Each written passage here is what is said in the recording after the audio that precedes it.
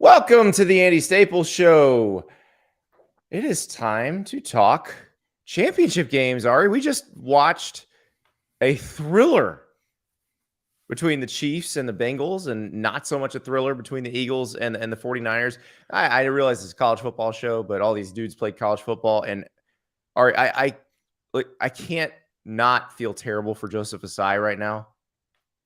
Like, I know he messed up. I know you're not supposed to do, like, Patrick Mahomes was clearly on the white paint when he pushed him, but like, that feels so bad. The one thing I'll say, having never played an NFL game, is if you are pursuing somebody in a game situation like that and you are running as fast as you possibly can to try to stop the ball, how aware are you of where you are on the field?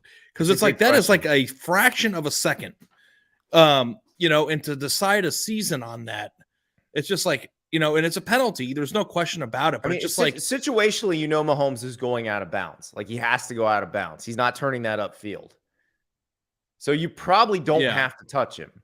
Just situational. I'm not trying to make excuses. The one thing is, like, we love in college football and in the NFL the finality of these types of games. Yes. You get one shot, you get 4 quarters to advance. But I do think that, like, the beauty of other sports, or maybe the thing that makes football so great, is that it's these painful endings that can end a season, when really I thought the Bengals were good enough to play for the Super Bowl this year. And I mean, that game was, let's say Burrow doesn't throw the pick, because Burrow had made some good throws into double coverage. Like that T. Higgins touchdown, he was double covered. That was a bad throw into double coverage.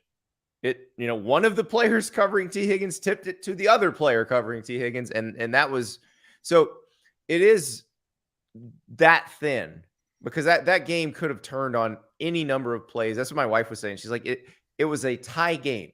They cannot put it all on one player. They can't blame one player for everything. And I'll say this too, just as a casual observer of the game. It's just like that penalty that they called was it the beginning of the fourth quarter or late third quarter, where it was a down that they messed the clock up on, and then they gave them a third down. Yes. Over, and then they called a hold. Defensive holding. Yes. The gall of the refs. Even if it is defensive holding, just swallow your flag. Keep the flag in your pocket. Fortunately, that didn't affect the game. It didn't. At least Casey punted right after that. But God, that was terrible. But Casey punted from better field position and pinned them inside the 15. This is true. I'm not saying it decided the game, but it's just like, come on, man, you messed up the play. They stopped them. Don't throw a flag on that. I mean, that's. But here's the thing I wanted to ask you, and this is a college football show, but we talk about the NFL. Absolutely. Is today's bigger story, at least from a college football perspective, was watching in awe Brock Purdy and how far he could push this, right? Yes. And it was unfortunate, but we weren't able to see him perform for 4 quarters because he got injured very early in that game. And even though he played, he didn't because he couldn't throw the ball. It was basically over when he got back. And it's and if you're not throwing it and you're just in there handing off and trying to figure out how clever Kyle Shanahan can get, or how deep in his bag he can get a run plays, like, they were just basically running the clock out on themselves. There's no evaluation with his play there. No. In the NFL, like, if this were a college situation where your star quarterback is hurt in week 5, and then your backup comes in and leads your team undefeated and makes the playoff and then gets injured in the semifinal, how do you handle the quarterback battle in the NFL, and how do you think it would be handled in college? Because I think we know how it's handled in college, because you covered one of those teams. It was handled poorly.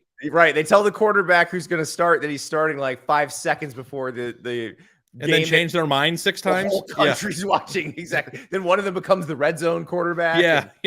But it is a fascinating thing to me, because I do think that, like, as a sports nerd, obviously the story of how far he could go and if Brock Purdy could actually win a Super Bowl was compelling in and of itself. Yeah. But the thing that was most compelling to me was the 49ers were or maybe are still going to be in a pickle with how they handle their quarterback scenario, because they have a lot of money invested in a high-end first-round draft pick who got injured earlier in the year. And it's like, so if you're the Niners, how do you proceed through this? And Well, there's no sentimentality there. So that's where I think but in there is college, finances. And there there's might be definitely finances in college soon too, which is Right, another thing right. to talk about. This is like, true. there is no sentimentality. It's a business, and you want to have the best player on the field at all times, regardless of money and contracts. That said, they are paying Trey Lance a ton of money, and I No, know they're not. He's on his first contract. but still, they invested quite a compared bit of to capital other- in him, uh, whether it compared be to other draft. Okay, they did invest a lot of capital. They traded up Yes. to get him, but that's done. They can't change that now. In terms of how much money he makes, he doesn't make as much like a veteran But I'm starting not just quarterback. talking about straight salary. I'm talking about how much overall they had to invest in the future of the franchise in this person. I think the problem with this situation, because I think a lot of situations, if you had a first round quarterback that you thought was really good, but then the person came along and you thought was better, that first rounder would be a valuable trade. You might be able to get a first round draft pick for that quarterback. Yeah. Trey Lance doesn't have the body of work to command that yet. But also, neither does Brock Purdy, does he? No. I mean, he's 7-0 as I guess 7-1, but basically 7-0 as a starter. So, do you go into fall camp and split the reps? Like, do NFL teams do that? You could do it for a little while. Urban Meyer did it for half of camp between Gardner Minshew and Trevor Lawrence, which was that was farce. The worst thing you've ever seen in your entire life from a coaching standpoint? I think you do it for a little bit. You just do it for a little bit, and you're gonna know. You're gonna know what you want to do. Like Kyle Shanahan seems to have a very defined idea of what he wants. Like Jimmy G was not it, so they went after a different person. So and then John Lynch seems to be willing to. That's the GM, former great Bucs safety. He seems to be willing to work with Kyle Shanahan to give him what he needs. So, yeah, I would just, the thing about the NFL, they have what amounts to spring practice. Like in college, you can have that split the reps battle in spring practice. Yeah, they don't. I mean, I guess you could split reps in preseason games. Now, can I ask you this? This is a college question because the quarterback battle situation is interesting, and we saw it at Michigan. But NIL too. I throw NIL in there too. Exactly. Yeah. And we saw it at Michigan last year with Cade McNamara and JJ McCarthy. But I mean, nobody was on the verge of transferring at that point. And you also can't use that as an example because that was more of a New Testament, Old Testament type thing going on there. Exactly. and they had a legitimate preseason schedule, which most teams don't. Yeah. Most teams have to play a game there in week 1 or 2.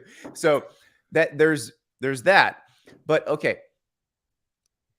With the NIL situation, are coaches going to be forced into making a decision at the end of spring practice by one or both players instead of letting it bleed into fall? Because coaches would just say, "Well, I don't want to make a decision," because they didn't want anybody to transfer. They may have known who they were going to start, but they would pretend there's still a competition. I mean, yeah, wasn't Tanner Mordecai future? Well, it's also kind of a dirtbag thing to do. Really. Starting quarter. I mean, yeah, I think about Wisconsin's Tanner Mordecai, who seems to be the guy that Wisconsin took as the quarterback of the present, and then there are younger guys that they took out of the portal competing to be quarterback of the future. But Tanner Mordecai was involved in a quote unquote, I'm using air quotes here if you're on the podcast form, competition with Kyler Murray. Like there was no competition. Yeah. Well, the thing too that's going to be interesting is if there is a scenario where you have an NIL guy who is Trey Lance, and you have somebody else on your team, like a 3-star Mac Jones type. Yep. Who has to play situationally as a result of something happening to the NIL guy. Yeah. And then the situational player is better. How do you proceed with that? Like, do you foresee? You hope your collective wrote the higher paid guy's contract in a way that says there are this many deliverables and you must deliver them in this city, or we don't pay you. Because then you can just pick the other guy. The player with the bigger deal is either going to hang back and get paid, or if he's an NFL prospect, is going to go, you know what? I got to play. I'm going to transfer and I realize I'm leaving this money behind. I mean, I would be shaking so many hands and kissing so many babies. Mm-hmm. Oh, it's going to be. Can you imagine if you just got paid to appear?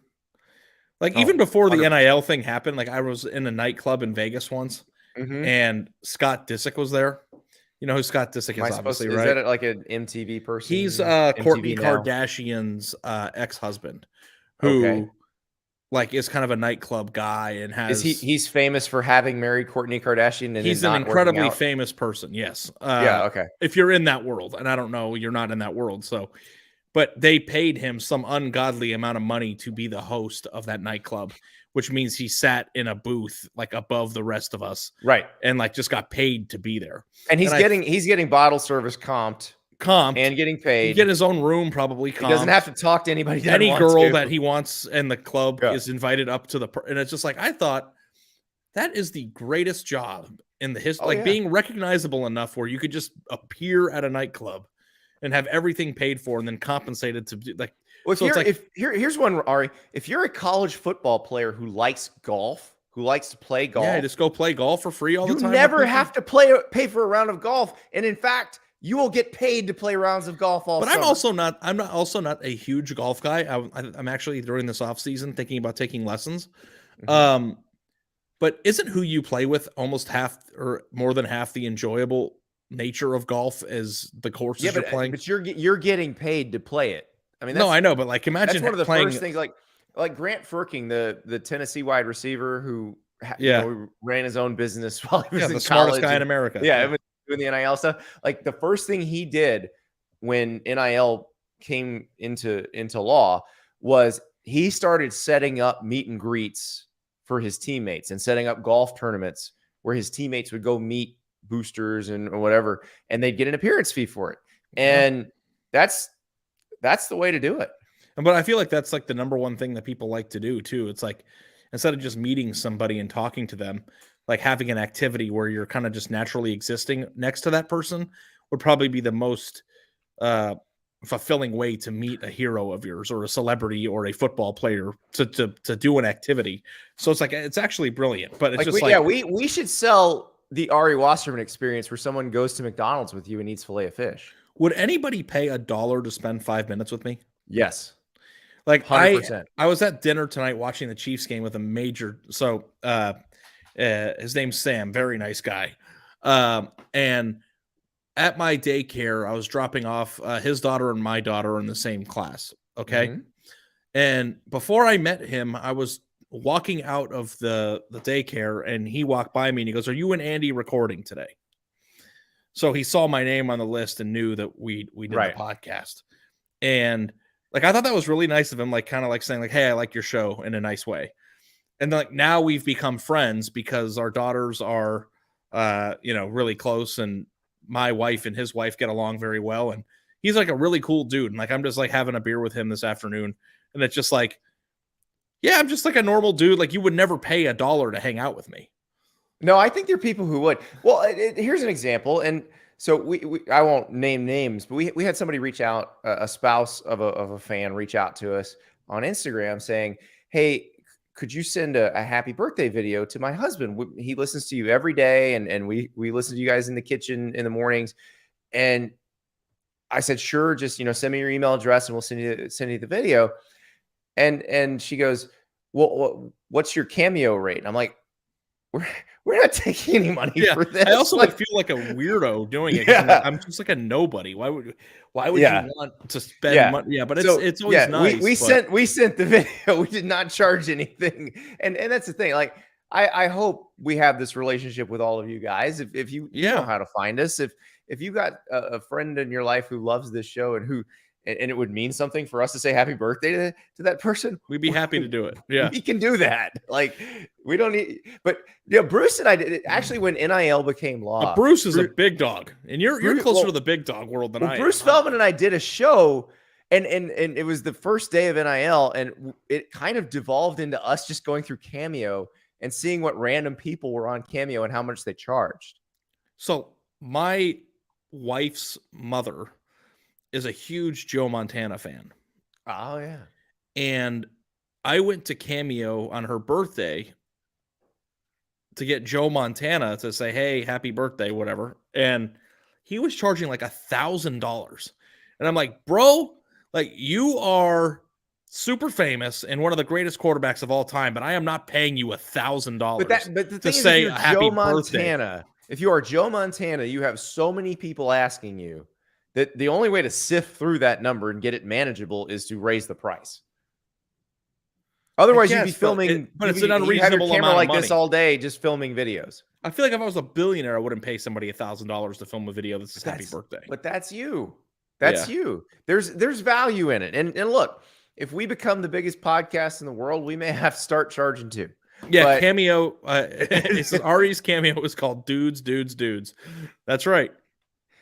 So Vaughn came out to Vegas and hung with us. Now, I think Vaughn was going to be in Vegas anyway. Vaughn in the chat right now. Vaughn is our favorite farmer in Iowa. Our favorite.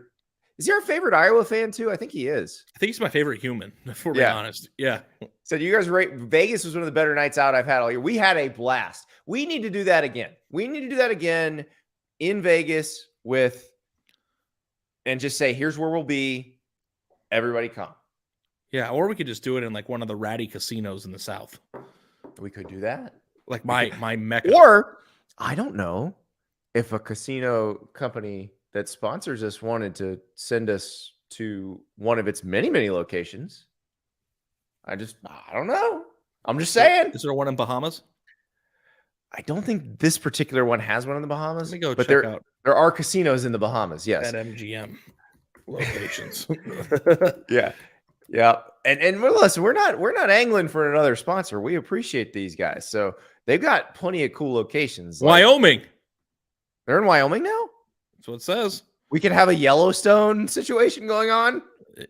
I think I Googled the wrong thing. Oh, okay. I think those are the states where you can use BetMGM. Bet online. Yes. I don't believe so. I know they're in Michigan, they're in New Jersey, Vegas, they're in Mississippi. So there's quite a few options, but I do think we need to consider that because I think hanging out with the people and the idea of a live show is something that we should kick around as well. You know what's a sneaky good one? And I don't know. Yeah, it's legal in Michigan. The MGM Grand in Detroit is a sneaky great casino. Well, that's what I'm saying. That's a place we could go. So, we could get some Slo's Barbecue brought in. Have you had Slo's Barbecue? Yes, I have. Yep. It is outstanding. Good.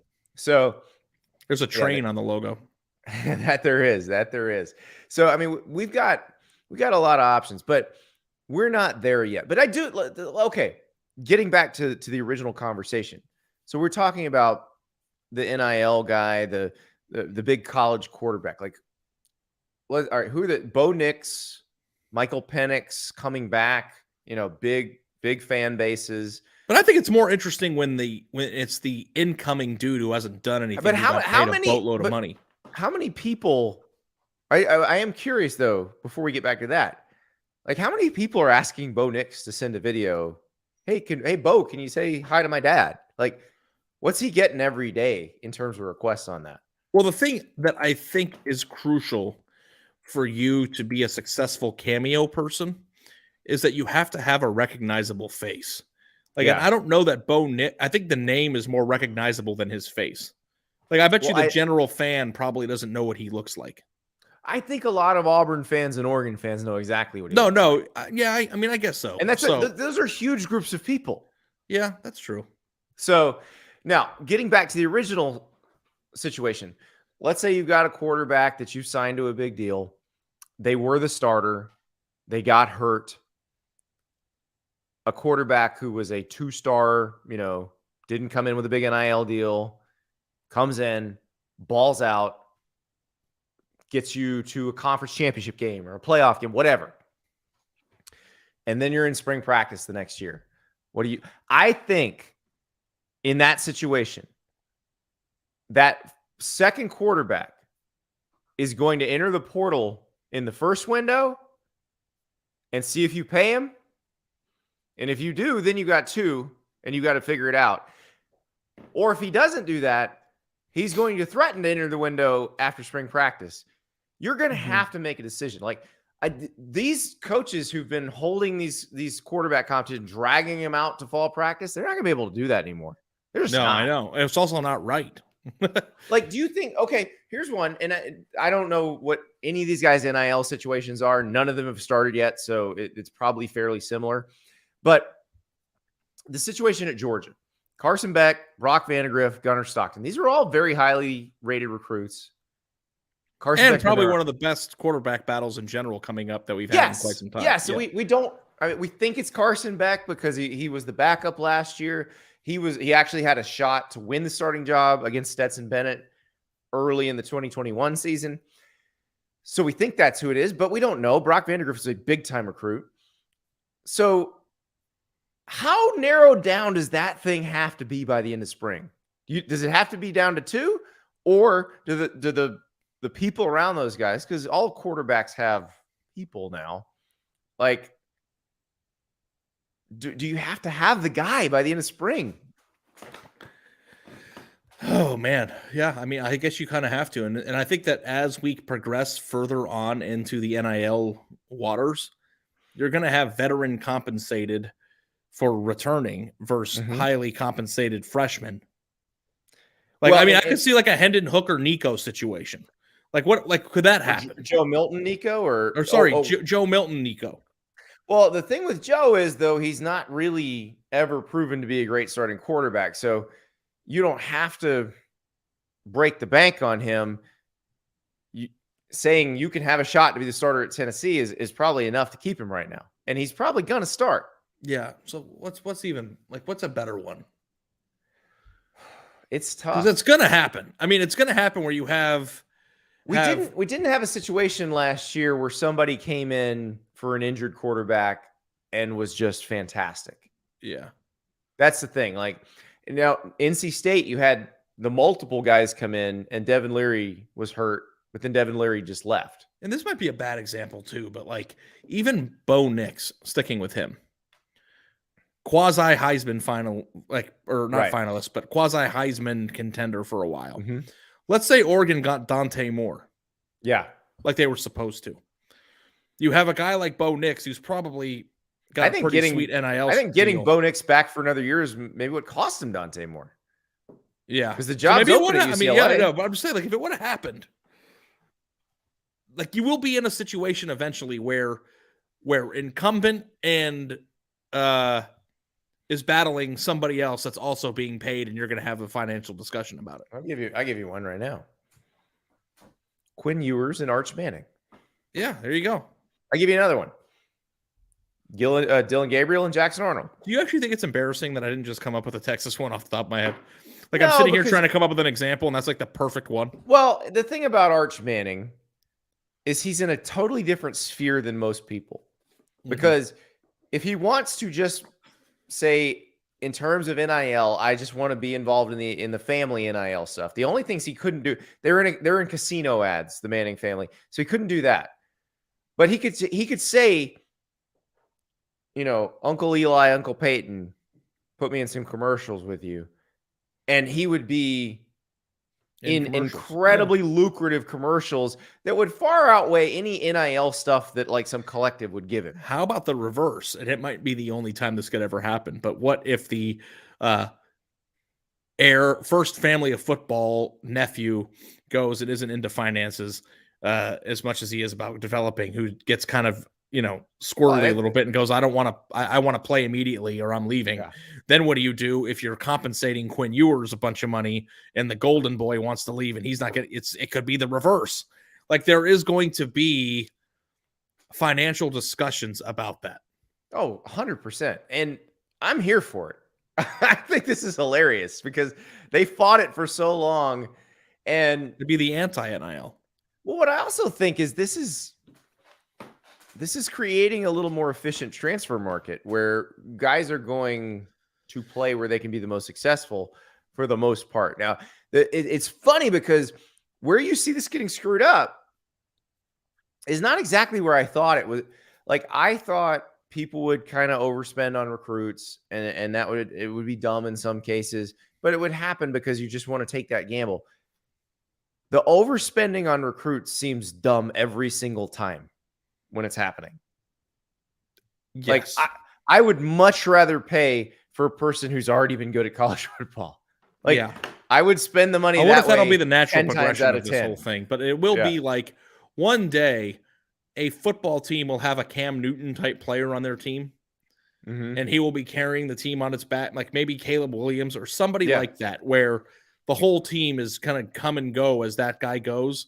And people are going to be like, oh, thank God they packed up the truck for that guy. Like, it's going to happen 100%. eventually. Well, that's the Cam Newton thing when they were talking about Cam, the rumor, $200,000 or $180,000. And when those dollar figures came out, I was like, that is so cheap for what he's giving you. Like, I don't know if he got that, but if he did, he still got hosed.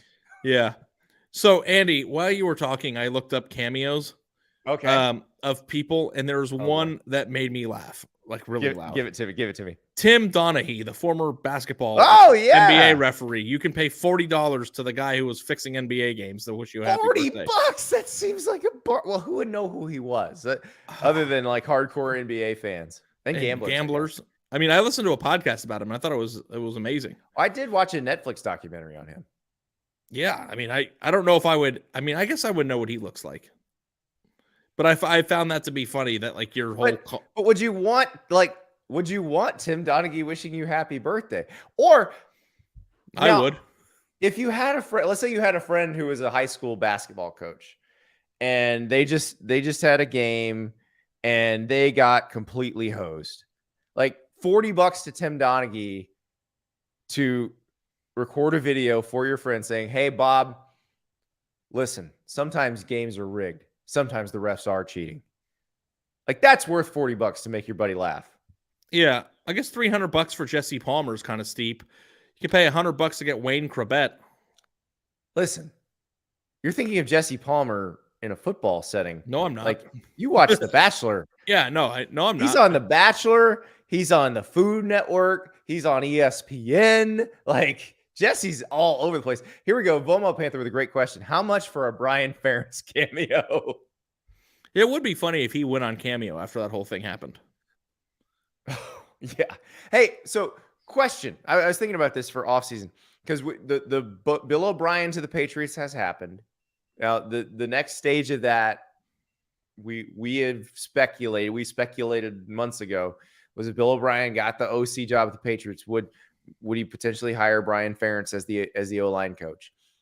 If Brian Ferentz were to get an NFL job, theoretically, hypothetically, in the next few weeks, do we have to do an emergency show? Yeah, I think we do. Yeah, the best emergency show we've ever done, right? Yeah, it's like it'd be like a thank you. It would be like a thank you for all the content, Brian. Don't be sad that it's over. Be happy that it happened. Kind of an episode, you know? Yeah. Is that the speculation? Is that what we've been speculating that for months? I don't know if that's actually going to happen, but the Bill O'Brien to the Patriots part did happen. So like, what date on the calendar do you think it has to get to, where Iowa fans are just like, oh shit, he's coming back? I would think, okay, so there's like, what's the date? Spring football? Still open NFL jobs. Like the Panthers is the only job that's been filled. Once the NFL staffs get filled out, which will happen in the next 2 weeks, 3 weeks tops. 3 weeks from now, if he hasn't gotten one of those, it means he's staying. Because fired is out of the question. Because if he was just going to get fired, it would have happened. You would think so. Well, okay. Let's take a little break. We do have to talk about a little news because little news went down on Friday when we weren't recording, and it kind of fits into this mold. So we'll talk about a coordinator opening and how it happened and when it happened when we come back. For the longest time, I couldn't understand why they could make athletic clothes that could wick sweat away and make me feel comfortable all the time, but they couldn't do that for stuff I could wear in a work situation. Well, Roan fixed that. Roan didn't start advertising until after they saw me wearing the Roan commuter polo on a podcast because I owned 3 of them already. It was my favorite polo. They also made my favorite pants, and it's just a perfect match. These are clothes that you can wear in any situation. You can play golf. You can go to work. You can go to the beach. You can go to a meeting. And we don't live in a super formal society anymore. The pandemic took away a lot of that. So it's really good if we're just wearing pants at this point. Well, if you want to look great, you should be wearing some Roan pants. The commuter jogger, my absolute favorite pants that I own. Men's closets were due for radical reinvention. Roan stepped up to the challenge. With Gold Fusion anti-odor technology, be smelling fresh and clean all day long. And on top of that, Roan is 100% machine washable, so you can ditch the dry cleaner all day. That's right. Throw this stuff in the washing machine. You put it in the dryer. It comes out looking great. The commuter collection can get you through any workday and straight into whatever comes next. So head to roan.com/Andy23. Use the promo code Andy23 and save 20% off your entire order. That's 20% off your entire order when you head to roan.com/Andy23. That's RHONE.com/Andy23. Use the code Andy23, 20% off your entire order. It's time to find your corner office comfort with Roan.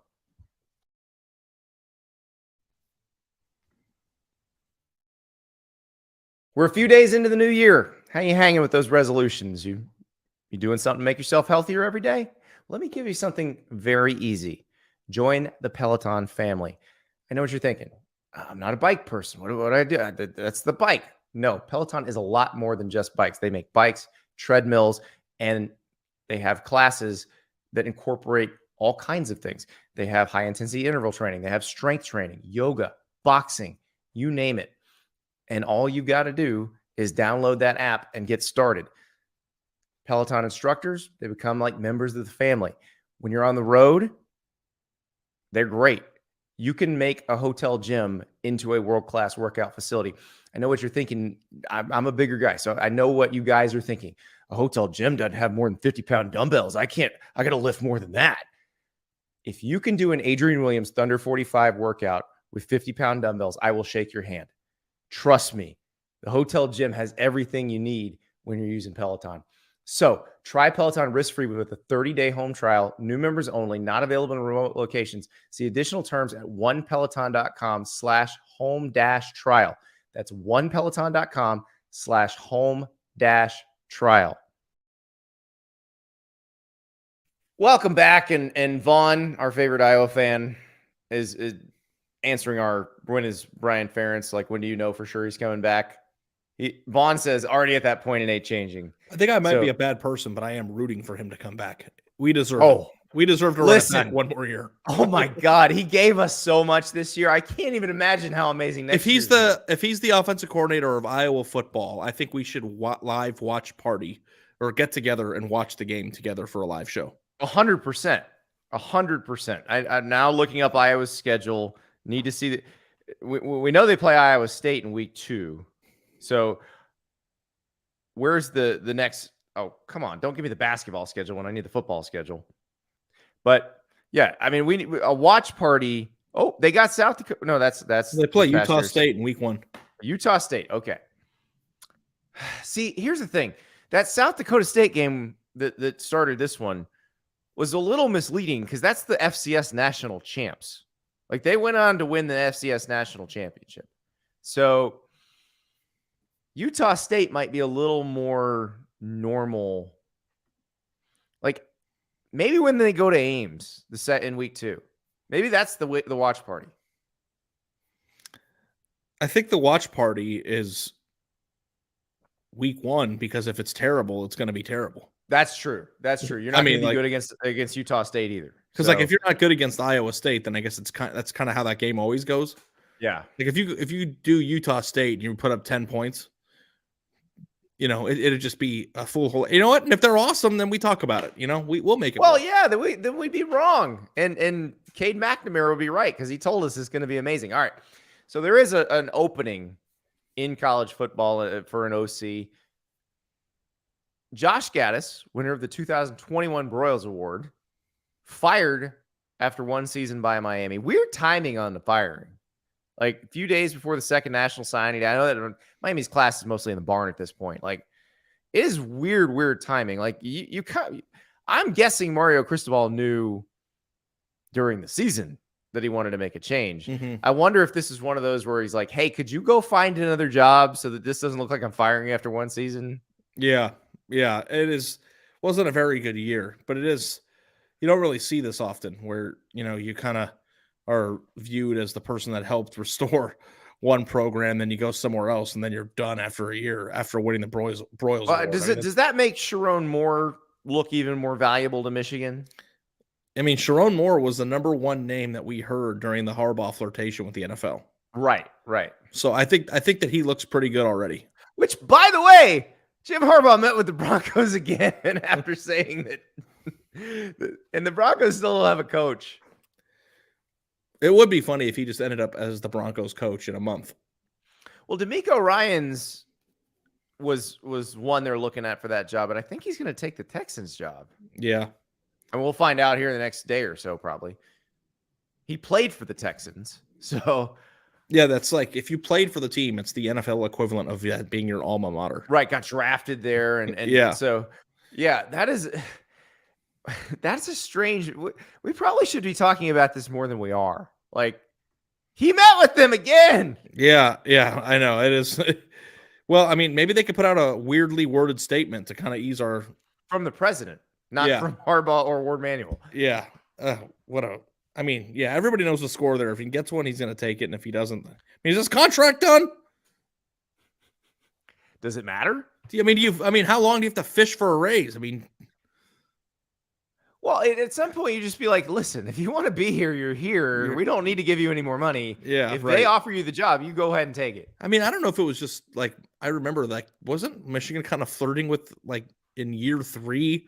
Or was it year 2 of giving him a lifetime deal or something? Do I remember that correctly? He already had a really good deal, so I don't know that they needed to do that. But there was a lifetime situation, and I don't know if it was about. You'll have to look that up. Yeah, but it definitely was a discussion point at some point during an off season. Yeah, it is strange. So I don't know what happens with Miami.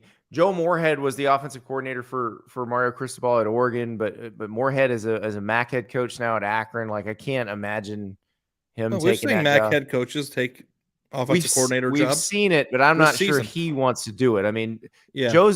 Joe's been a head coach multiple times, and I think he likes being a head coach because remember, he was Fordham's head coach before he was Penn State's offensive coordinator.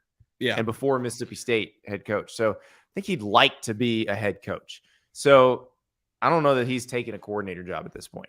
Yeah. So that means, you then go into the pool of offensive coordinators, or do you take somebody out of the NFL? I don't know. It's going to be, and Mario Cristobal, by his own admission, likes to try to audition or talk to, or, just kind of examine a lot of people before he makes a hire. Yeah. So and we're gonna have Manny on, right? So we'll get into that a little bit. Yes, if the live part of it will be Monday, in podcast form it'll be Tuesday. Me, Ari, and Manny Navarro talking Miami, because there's a more in-depth discussion to be had. Ari, before we get out of here tonight, second National Signing Day is coming up on Wednesday. Huge. The early National Signing Day sucked all the drama out of the February one, but I do feel like with this NIL stuff, it has added some. Okay, so we'll just start with people who are at one point committed to Miami. Getting back to the Hurricanes, Jaden Rashada, who committed to Miami, then the whole Florida deal blew apart. He may be signing somewhere. Cormani McLean, we think will sign with Colorado. He's committed there. That's the number one. He's filming a documentary. You never really know what kind of grab ass could happen until until he signs on the dotted line. But Chris Callahan in the chat brings up one of your favorite players I know, and the guy that everybody thinks is the next great tight end in college football, Deuce Robinson. Does he go to Georgia and continue the lineage, or is it somewhere else? Yeah, no, it's going to be an interesting. It's thought like it was going to be USC for a long period of time, and then it's been Georgia. I know he likes Texas. I know I thought he wanted to get up to Oregon. But if you've watched this guy even run around in shorts, it's a pretty incredible athlete. So Georgia already has 2 tight ends committed in this class, but it doesn't matter because if you're Deuce Robinson, you play. And then I know that Georgia also has another top 100 tight end committed in 24 already too. So speaking of 6'5", 6'6", 225-pound athletic freaks, Nicholas Harbor also up. He's Harbor, one of those best pure athlete in the class. When you watch him run track, it doesn't look like somebody that big should ever be able to move like that. Ever. Yeah. If Deuce Robinson and Brock Bowers are on the same team in college, then just why do we even play the season out? Just like give them the trophy, and then we'll regroup in 2000. What if Nicholas Harbor's at South Carolina rushing whoever wins the quarterback job? Nicholas Harbor's had a different leader about 6 different times during his recruitment. So, it'll be very, like South Carolina's got a lot of momentum in recruiting right now. They've done a really good job. And that would be a nice little, that'd be a huge get to continue the vision of what they're building there. So, you got a Beamer as a head coach. Things could be headed in the right direction. It certainly seems like they are too. So, but they're like the Jaden Rashada thing. He was at TCU this weekend. I don't know if there's exact plans yet to sign or choose a place. There may be some other schools. There's other schools in the mix. To look at it. And remember, this is not a 3-day signing period like the early one. Yeah, you can sign in a month from now, 2 months, whatever. So there's no rush. So like when it comes to like the drama of it, you might have a few guys coming off the board, but it's nothing like it is in December. Yeah, this is sort of they got a couple big storylines, and let's face it, the people who sort of invite the drama tend to be the ones that are still around. Oregon won the early signing period, and they are also in the mix for Robinson and a top 100 corner out of Southern California named Roderick Pleasant, who's announcing on Wednesday as well. So that's another story. Could Oregon be and Harbor was at Oregon this past weekend, right? Yeah. So like, could they be the story again? I think is an interesting thing to watch out too. So it's going to be a fun week. Like we said, in the new era of college football, the news never stops. I'm headed to Mobile tomorrow night, and we'll be at Senior Bowl practices on Tuesday, Wednesday, Thursday. So you'll be hearing from some folks there. Ari and I, again, we're talking to Manny Navarro. Tomorrow, we're going to be talking about Miami. There's a lot to discuss there because it's been about a year since basically Miami said, we're opening up the checkbook. We want to win national championships again. And I don't think this is how everybody thought it was going to go. So we'll talk to Manny about where they're at right now. But been a lot of fun. We got Jalen Hurts, Super Bowl quarterback against Patrick Mahomes. How about that? Jalen Hurts is a Super Bowl quarterback. I like the Eagles too. Oh, that if we're just comparing dudes, if we're saying who has dudes everywhere and who has guys, the more dudes I think on the Eagles. They don't have a receiver right now. The Eagles? No. Yeah, the Eagles. No. I was like, they were throwing to some dude I never even heard of on first down on the fourth quarter. You're talking about Kent? I've never heard of him. I don't remember his name. Yeah. Well, they still have Travis Kelce catching passes, and Marquez Valdez-Scantling was a pretty reliable target for Aaron Rodgers for a long time. So Kelce is a different animal, but I'm excited to watch the Super Bowl. We're having a big bash over in Dallas at the Wasserman residence. You're invited, Andy. Oh, can't wait. Britt looked me in the eyes today and said, "Hey, can you go check out Super Bowl decorations on Amazon?" So she's getting ready to party. You know what that means? The sound's going to be turned down, and you're not going to be able to properly watch the commercials. No, we're big commercial people. Okay, good. So we can, like, when we do our post Super Bowl show, we can randomly rank the commercials. Okay. I'll give you a 75% shot at that. All right, we'll see how it goes. If it's noisy, we'll save it for later. But the good thing is they release them all on YouTube that morning, so you can have them watched. We can just do it the next day. Yeah, exactly. So perfect. Love it. Big plans for the next few weeks. Listen, news never stops anymore in college football. You're always going to have fresh shows. We'll talk to you soon.